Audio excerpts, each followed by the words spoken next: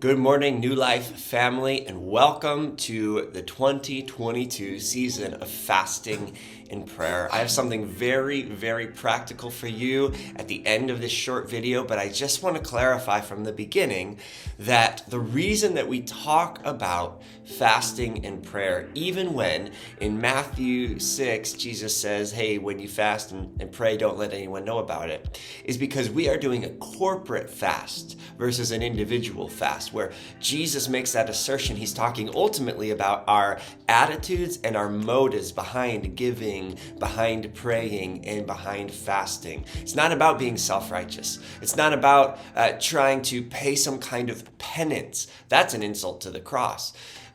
What our fasting is about seeking God more intensely together. And so you actually have examples of this throughout the history of the people of God, both in the New Testament and the Old Testament. One that comes to mind is 2 Chronicles 20, where there's a king that declares a fast, a corporate fast throughout the land. And so as we corporately fast throughout our New Life family for these 21 days, we're going to talk about it, and we're going to encourage one another, and we're going to check in with one another, and we're going to see what God is up to in each other's hearts and lives and church locations and families. And so I'm really excited about that, and that's why we get to talk about our season of fasting and prayer, not as a self-righteous thing. We're not better than anyone else, but because we want to do this seeking God with our whole heart, developing a deeper appetite together for the things of God.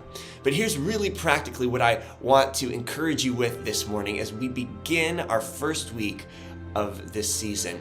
And that's what I want you to expect. Two things. First is I want you to know and to expect these first days to be the hardest. No matter what type of fasting you've chosen, these first days are when your body is adjusting. And those aches or those headaches or maybe the abdominal discomfort, that's not you dying. That's not you starving. Usually that's your body getting rid of toxins and saying, I want the caffeine, or I want the sugar. And it's just detoxing. It's just getting used to the way that you're fasting. The good news is that after a few days, your body will get used to it. Now, you'll still feel hungry, but it won't be as sharp a pain, and it won't be as often a pain. And so you can expect discomfort, but you can also expect that to shift and adjust a few days into this fast. The other thing I want you to expect, really practically, is I want you to expect God to move. Now, that doesn't mean we're twisting his arm. That doesn't mean we're putting expectations on him. What we're doing is we're coming with a spiritual expectancy, saying, God, either during or through this season of fasting and prayer, meaning at some point throughout this year, in the future, I know that you're going to give me clarity in this area where I'm seeking direction. And I know that you're going to give me breakthrough in this area where I'm seeking you to move.